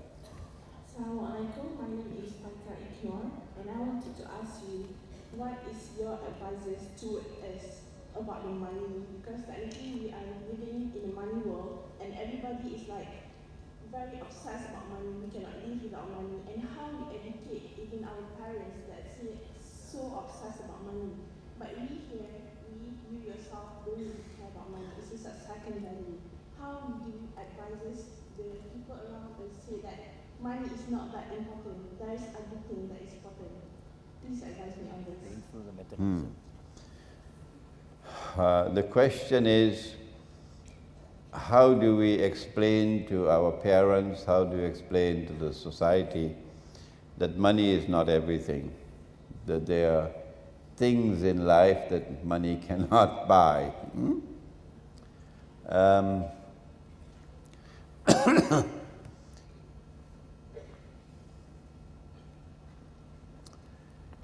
It is Allah who guides the heart to Him. You cannot do it. All that you can do is to warn, nothing more. And when you warn, you must call people with wisdom, and do it in a nice and graceful way. Once you have done that, وَمَا عَلَيْنَا إِلَّا الْبَلَاغِ, I have done my duty. I have guided you, I have warned you about the dangers of the dunya. And if you choose to follow that path, then I have to accept and not seek to oppress you. That's your choice.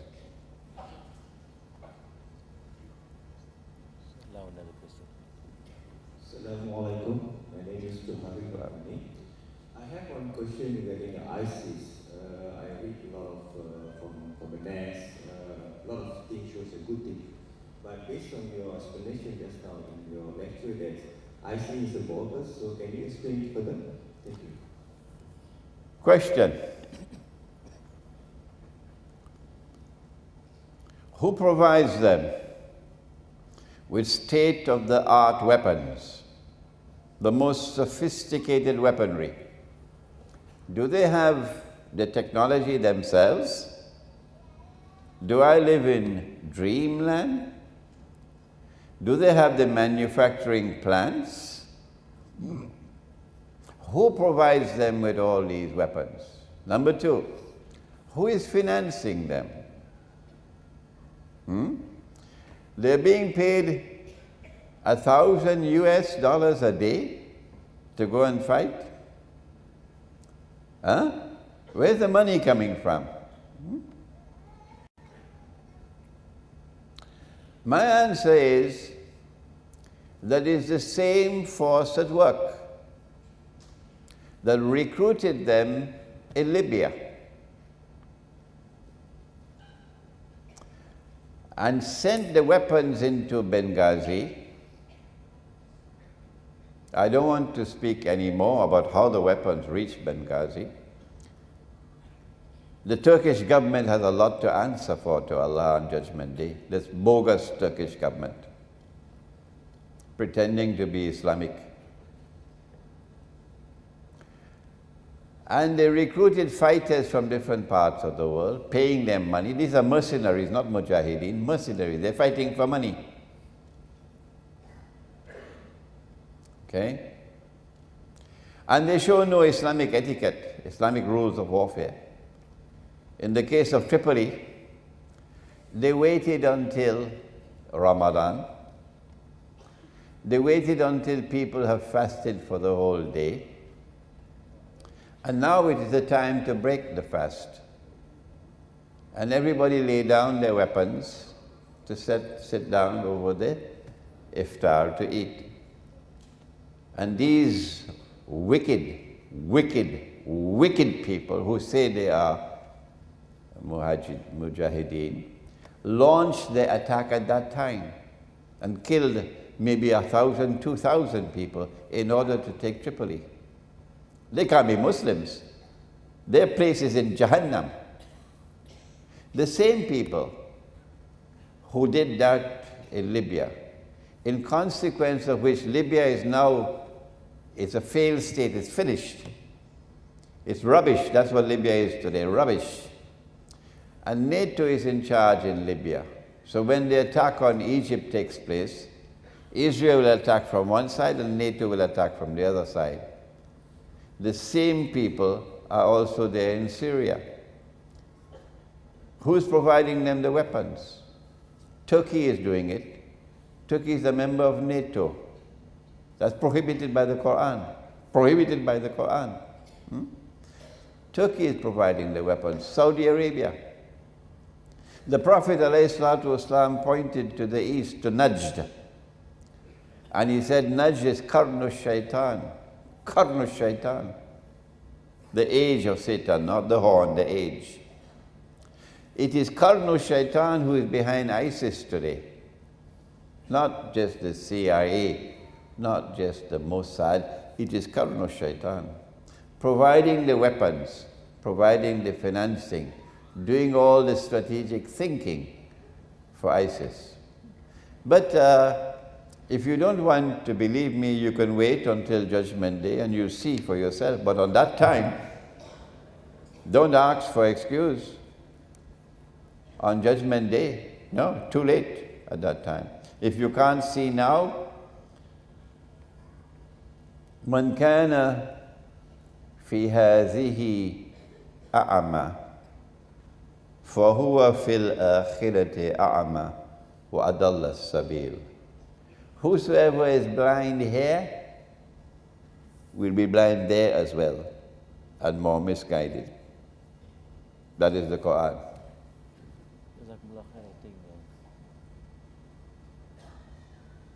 I think Assalamu alaikum, Sheikh. I really need your opinion on this. The Jajah has come up with so many tools to disalign the world Muslim. And one of the tools are riba and instigation all over the world. But I believe food is also. We eat food every day, and we need to eat clean food. I want to know how bad Monsanto of America going global and even into Malaysia with its GMO food. Thank you. That's my question. Yes, there is a hint of this in Surah Kahf, that food is going to be a problem in Akhir Zaman. Remember, the young man slept for 300 years. When you wake up after 300 years, you're going to be hungry. So they send one to get some food, And they gave him instruction, فَلْيَنْظُرْ أَيُّهَا أَذْكَى طَعَامٍ. Go search for that food which is purest. That is what we have to do today. Food today is increasingly corrupted and contaminated. And your baby, for the sisters here, my daughters here, be careful. If you provide your babies with the milk that they have corrupted and contaminated with hormone injections, then a baby boy will grow up feminine. It's not that Allah created him that way. I have a case now in KL. The mother is spending so much money, she doesn't know what to do. Little boy is behaving like a girl. He has all the mannerisms of a girl, he's talking like a girl.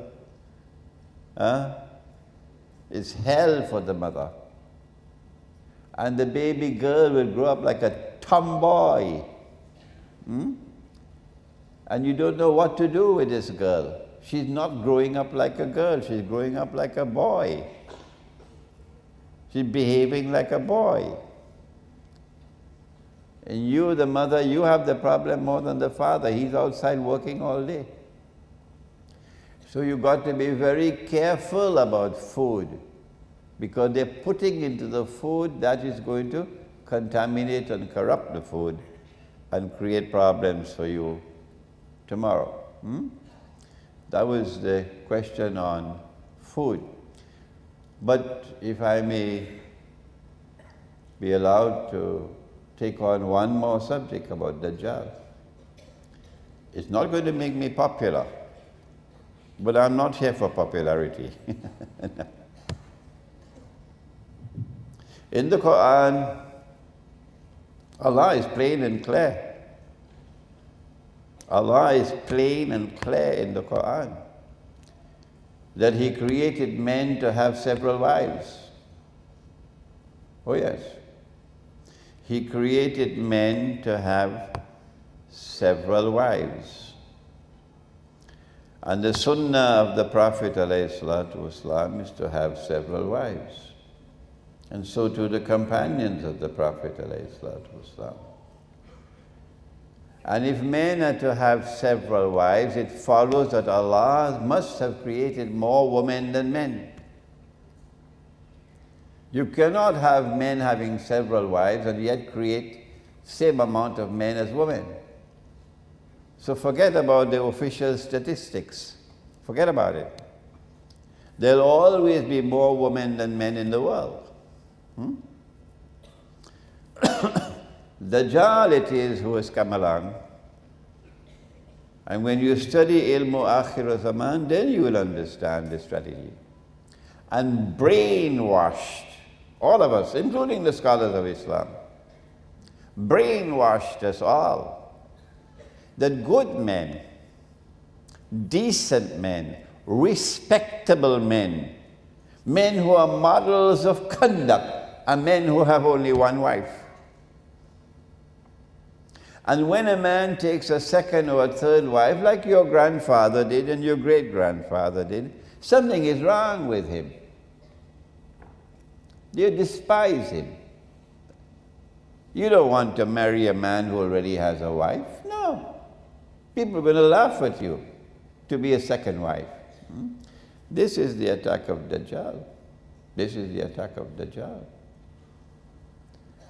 And so, if you are to earn Allah's blessings, you must stand up and defy Dajjal. If you have the means to do so and you can take a second wife, go ahead and do it.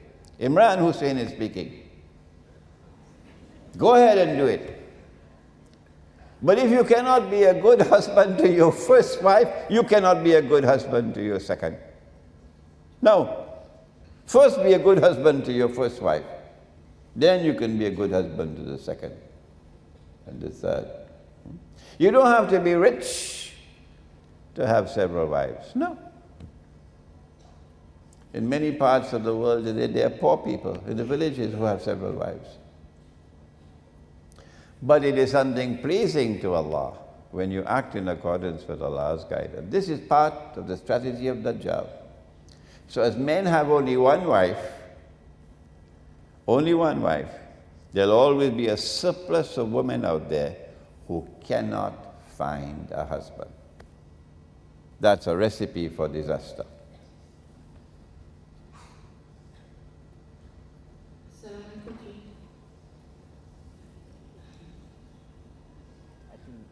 Rashid, go ahead. Assalamualaikum. My name is Abdul Hadi. My question is a very short one. My question is, what is your view on Iran? Are they our ally in this akhir zaman? That's all. Thank you. My view of jihad? On Iran.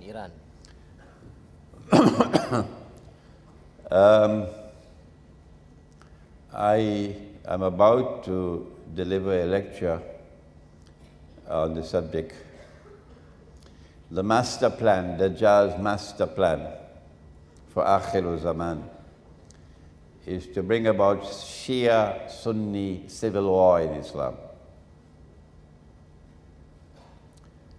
They tried it when Saddam Hussein attacked Iran, and the war lasted for 8 years. They were hoping that it would become a Shia-Sunni civil war in Islam, but it did not. They tried it again in Syria to make it a Shia-Sunni war in Syria. They didn't succeed. And now they're trying it with ISIS to get Shia-Sunni civil war in Islam. If they succeed in fomenting Shia-Sunni civil war in Islam, goodbye Pakistan. Goodbye to Pakistan. Pakistan cannot survive. They want Pakistan to collapse because Pakistan is the only Muslim country today with nuclear weapons. And in order to avoid a frontal attack on Pakistan and nuclear war, it would be better if they can get Pakistan to collapse from inside with civil war. So the Protestant Islam, the Salafi view, is today to beat the drums of war against the Shia. That's what they're doing. Beating the drums of war against the Shia.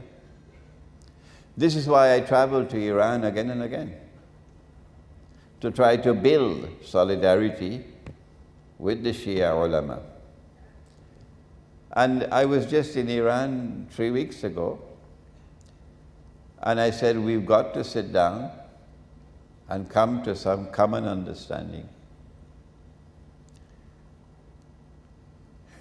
To inform the Sunni world that you cannot say that the Shia are kuffar. That's rubbish.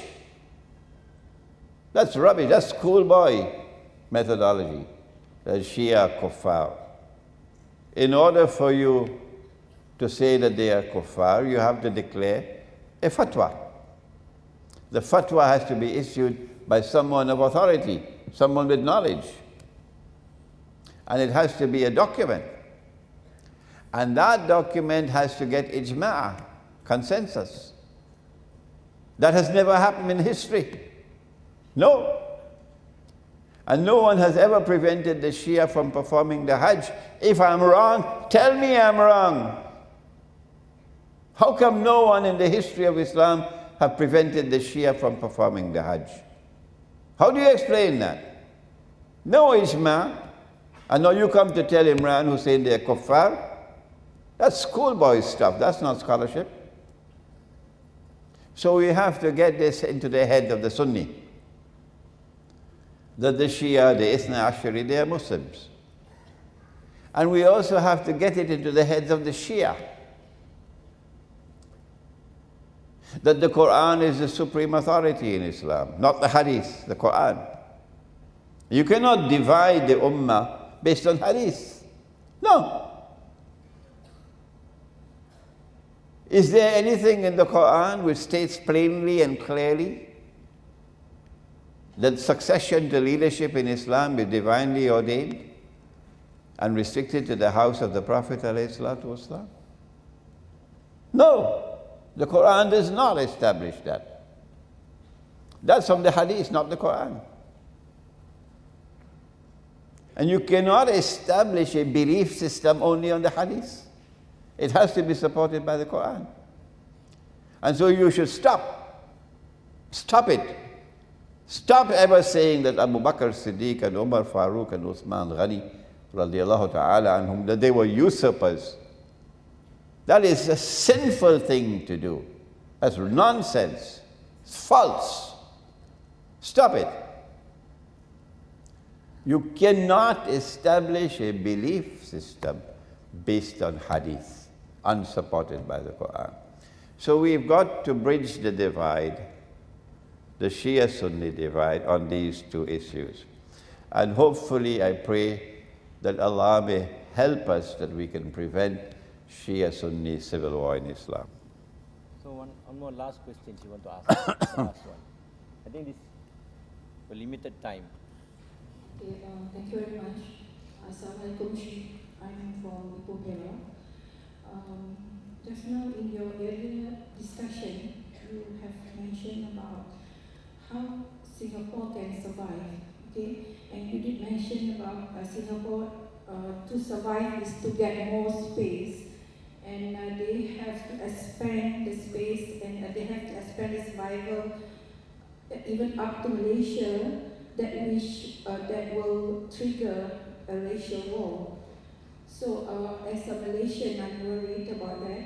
And my question to you is that, do these Singaporean politicians, they are eyeing on Malaysia, especially during our next general election?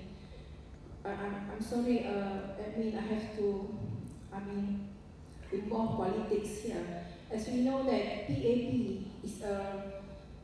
is a party which is similar to the DAP in Malaysia, and I'm a supporter from PAS, okay? And we are now in one big combination of what we call as Pakatan Rakyat. So if really they have their intention to get Malaysia during the general election through DAP, so we are in trouble. But having to say that what President PAS, Datuk Haji Hadi Awang, has decided that we are must still in this Pakatan Rakyat. So we are, kita pengikut dan kita just ikut saja apa yang ditentukanlah. So dengan harapan dan dengan doa tak ada yang akan terjadi. Dan saya nak tanya juga, mungkin boleh, perjuangan itu adalah sunnatullah, okay? So mungkin lepas kepada ini kita terpaksa berjuang lagi melawan mereka untuk mendapatkan negara Islam di Malaysia. Sorry, terpaksa involve politik. Mungkin boleh translate apa sebenarnya yang Yes. Okay. Terima kasih. The last question. So how Singapore will expand to Malaysia, to control Malaysia? Is there any future agenda that you see? I should restrict, I was very guarded in my answer to you.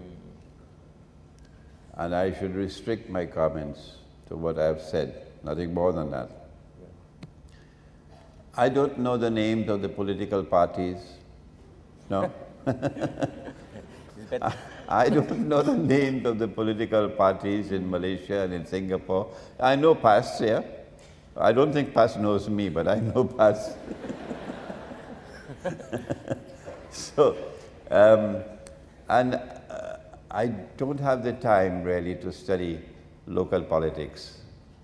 I don't have the time. My time is devoted to the big problems, the big issues around the world. So your local ulama are the ones who should be guiding you on the question you have just asked. All I have to say is Singapore is lost, is finished. From the time Israel steps out from behind her hijab, there's no way Singapore can survive unless Singapore does something to try to enhance its security. What is Singapore likely to do? I believe it's going to be something rash. And if it does that, it's going to trigger off racial war. So we've got to prepare for it.